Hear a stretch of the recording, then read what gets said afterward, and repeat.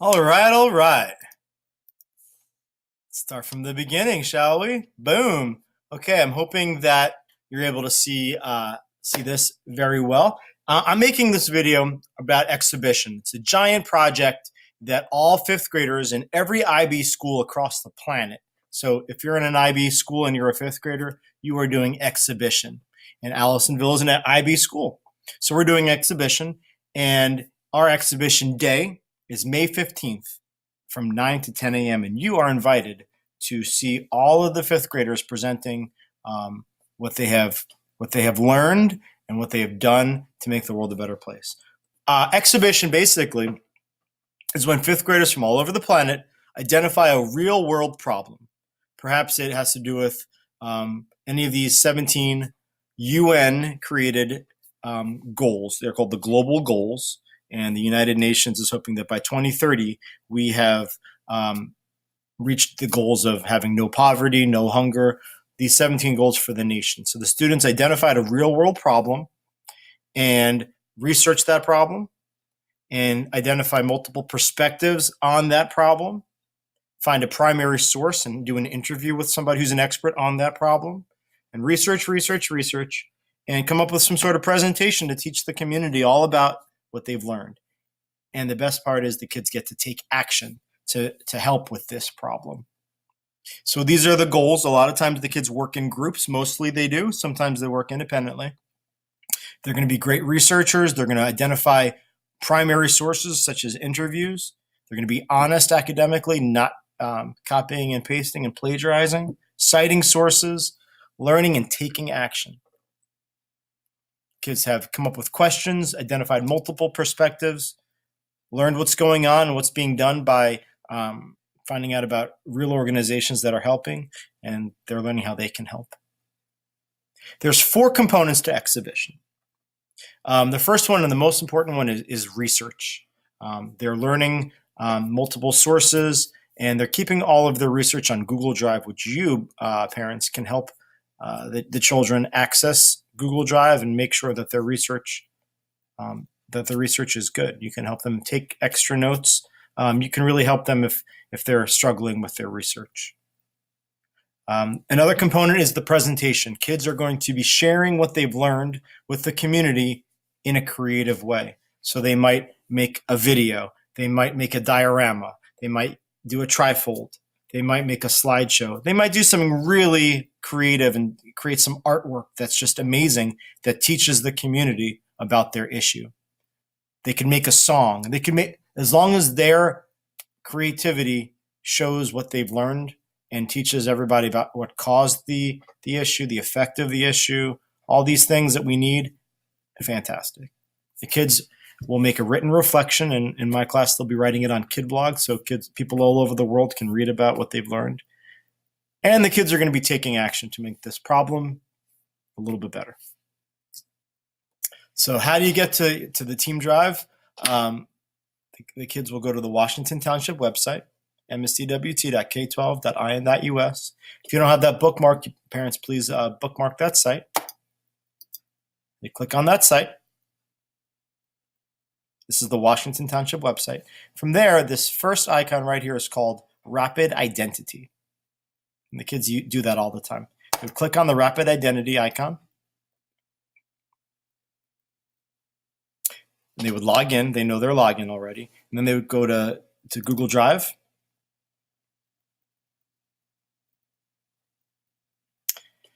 And from Google Drive, there's a place for team drives, and all of the students have have team drives, and all their issues, their issue is located on the team drive. And in their team drive, the kids have their notes, their bibliography, and so definitely have the kids show you some of their research, show you what they've learned, and maybe talk to the kids, please. Definitely talk to the kids about what they're planning to do to take action. How are they going to take action?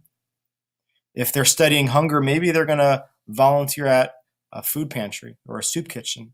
If they are studying homelessness, maybe they have learned what an organization, School on Wheels, they try to educate homeless children. The School on Wheels people came to our school and mentioned that School on Wheels needs certain supplies to help the homeless children. So maybe the kids studying homelessness would make a drive to collect these resources to bring to School on Wheels. As long as the kids are creative, but they're identifying what our organization's needing help with, maybe do those things that the organization is asking for help with, that's a great way to take action. So that's how you can get to the team drives with your child, and your child can show you where they are. We've had a lot of time in class. We've been working on exhibition research quite a bit since we've come back from spring break. Some groups are further than others. So definitely check in with your child to see where your child and his or her group are at the moment. So how can you help, parents? There's a lot you can do. One is check in with your child to make sure they understand the form and function of their issue, meaning background information. If you're studying the endangered rhinos, how many rhinos are there? Where do they live?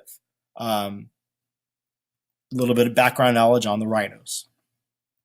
Make sure they understand the causation. What has caused them to be so endangered? Talk about the effect. Causation is cause and effect. How will that affect the rhinos? How does that affect us if the rhinos disappeared from the planet? What is the cause of their endangerment? What is the effect? How would it affect the rhinos? How does it affect us? How does it affect the food chain, the circle of life? Then we want to identify the perspectives. What do other people think about this issue? Maybe find an organization that's trying to help. What do they think? What do you think the poachers are thinking? What's their perspective? What are multiple perspectives on this issue? Maybe there's another organization. Find out how the different organizations do different things, perhaps, and find out how their perspectives on how to solve this endangerment of the rhinos. How do the perspectives differ? Talk to your child about different perspectives. If they're studying hunger, maybe you might want to identify the perspective of Gleaners Food Bank and identify what they're doing. Find out maybe what churches do for hunger. Find out about the schools. I mean, there's definitely there's a lot of food in the cafeteria. What's the perspective of the schools, perhaps? Find out multiple perspectives on the issue. Then identify an organization that's helping. Find out what they are doing to help, and then figure out a way that you can take action. So these are all things you can talk about with your child. Definitely we need mentors. So not only can you talk about it with your child, but you feel free to volunteer in the classroom. And even if you could come in 30 minutes here, 30 minutes there, we could definitely use a lot of support. It's a big project. And kids will need help with taking action. For example, keeping it simple is really okay, though. For example, a lot of students are interested in animal testing. We Skyped with an organization called the Beagle Freedom Project and learned all about animal testing. The group that's studying animal testing should probably go to the Beagle Freedom Project's website and click on the Taking Action link and find out what Beagle Freedom Project thinks the kids could do to take action and do that thing that's suggested by the Beagle Freedom Project. That's okay. That's okay. So most organizations have a Taking Action tab on their site. Read what that organization says they need help with and go ahead and doing that idea is okay. Raising awareness is great, but let's be creative and use your skills. Also, if children want to volunteer somewhere, we might need your help driving them to that location. If they wanted to build something, they might need your help taking them to Michael's to pick up some paint. I don't know, just an idea. So definitely talk to your child soon. How does your child want to take action to help with this problem? And if you could facilitate that action, that would be really helpful. This is the rubric that students are going to be graded on. So the first is for the content and accuracy. So when they're presenting, are their facts accurate completely? 4, 3, 2, 1. The next piece is for organization and creativity. We talked about how all the kids in the groups need to create something to teach the community all about their issue. What they create should look like time was put into it, that it's really creative and really attractive, really organized. Pride was put into this. I can tell when kids put something together last minute or they haven't really put a lot of effort into it. effort and creativity